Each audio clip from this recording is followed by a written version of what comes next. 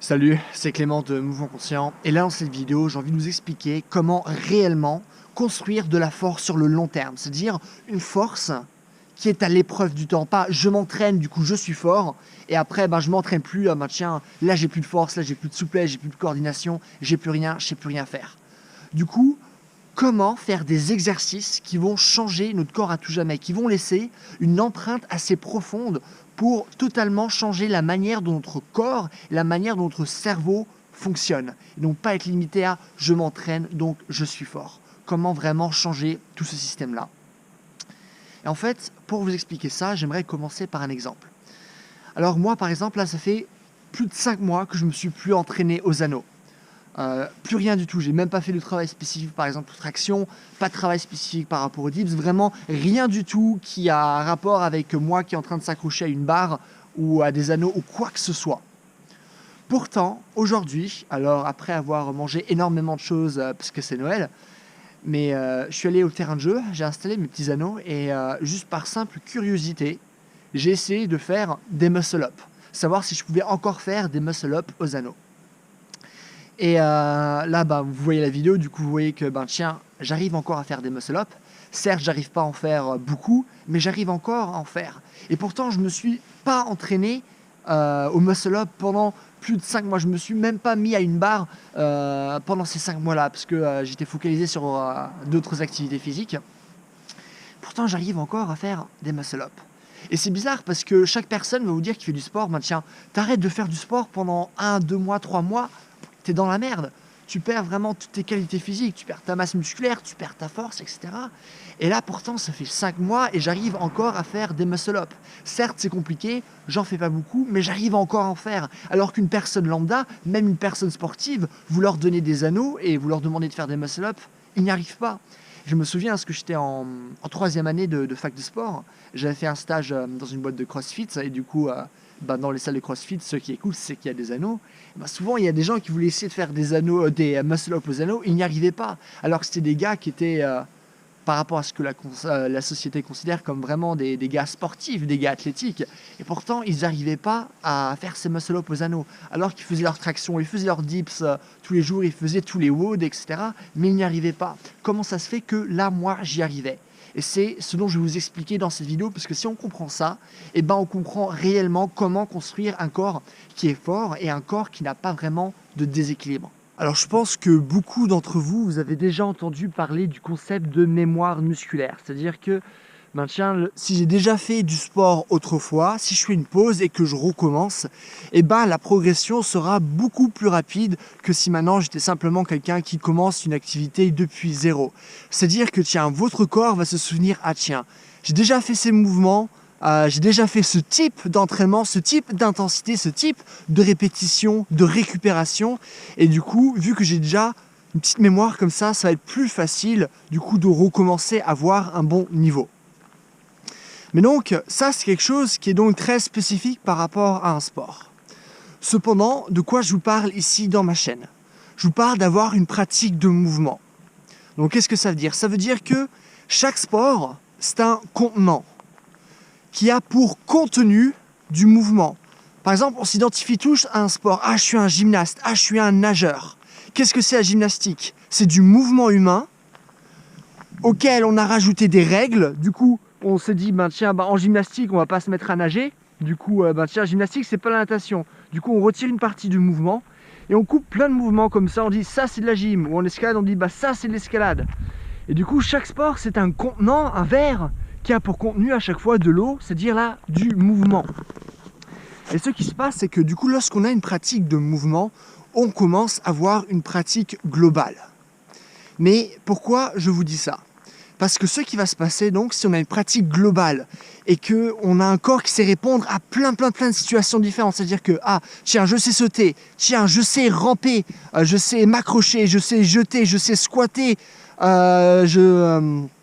je peux totalement plier mon corps, je peux le déplier, je peux partir en inversion, comme ça, je peux faire plein de choses. Qu'est-ce que ça va nous dire par rapport à notre mémoire musculaire ? C'est-à-dire que maintenant, même si vous arrêtez de faire un mouvement, même si maintenant vous arrêtez par exemple de soulever des trucs, votre corps se dira « je sais encore soulever ». Même si vous arrêtez de ramper, votre corps se dira « je sais encore ramper ». Même si vous arrêtez de sauter, votre corps se dira encore « je sais sauter ». Et ça, c'est la grande différence finalement entre un généraliste et un spécialiste. Alors quand on y pense, quelle est la véritable différence entre un généraliste et un spécialiste? C'est qu'un spécialiste, lui, va se dire « ah, je suis bon en natation, du coup je vais nager davantage pour être bon en natation ». Du coup, logiquement, un nageur sera pas bon en gymnastique, comme un gymnaste ne sera pas bon en natation, et comme les nageurs et les gymnastes ne seront pas bons en foot. Du coup, qu'est-ce qui fait un spécialiste finalement? Il y a des choses, finalement une chose où il est très bon et le reste il est mauvais. C'est ça un spécialiste, c'est faire des choix. Je veux être bon dans quelque chose, et pour être bon dans quelque chose, ben, c'est finalement du temps que je ne peux pas mettre autre part.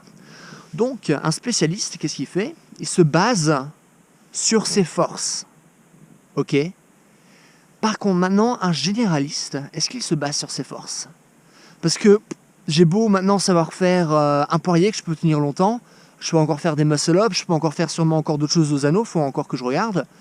Mais ce qui est bien par rapport à un gars normal, mais par rapport à un gymnaste, je suis pas bon. Je sais travailler dans différents espaces différents, je sais faire du travail de rythme qui peut vraiment changer, passer de 0 à 100. Je peux travailler avec différents acteurs, bouger dans l'espace, vraiment faire des choses très intéressantes finalement en danse contemporaine. Par rapport à un gars normal, par rapport à un danseur, je suis pas si bon que ça. Du coup, qu'est-ce que ça veut dire? Ça veut dire que si je suis un généraliste, je ne me base pas sur mes forces, mais je me base sur mes faiblesses. Je me dis, ah tiens, est-ce que mon travail de rythme il est bon? Non, ok, je travaille sur ça. Est-ce que mon travail d'inversion il est bon? Non, je travaille sur ça. Est-ce que par exemple ma force aux anneaux, est-ce que je suis bon là-dessus? Non, ok, je travaille sur ça. Parce que le but, c'est pas d'être simplement bon dans un domaine, c'est d'être relativement ok partout. Est-ce que je peux ramper? Est-ce que je peux sauter? Est-ce que je peux lancer? Ce genre de choses, c'est ça qui va être intéressant. Quel type de mouvement mon corps est capable de faire? C'est ça qui est intéressant, pas le type de muscle que j'ai, ce que je sais soulever, mais tous les différents patterns de mouvements différents que je maîtrise. C'est ça qui va être intéressant. Et en basant sur mes faiblesses, c'est là que j'aurai justement une pratique qui est globale et que là, je vais justement changer pour toujours la manière dont mon corps va répondre à des situations. Parce que même si maintenant j'arrête de faire mon travail de gymnastique, par exemple pour savoir faire le poirier, même si j'arrête de faire ce travail, j'aurai encore des restes qui vont durer toute ma vie. Lorsqu'on va me redemander de faire un poirier, eh ben, même si je ne saurais pas le faire aussi bien qu'avant, bien sûr je serais beaucoup plus nul qu'avant, mais je serais toujours meilleur que le gars lambda. Je serais toujours meilleur que le nageur qui a que fait la natation toute sa vie.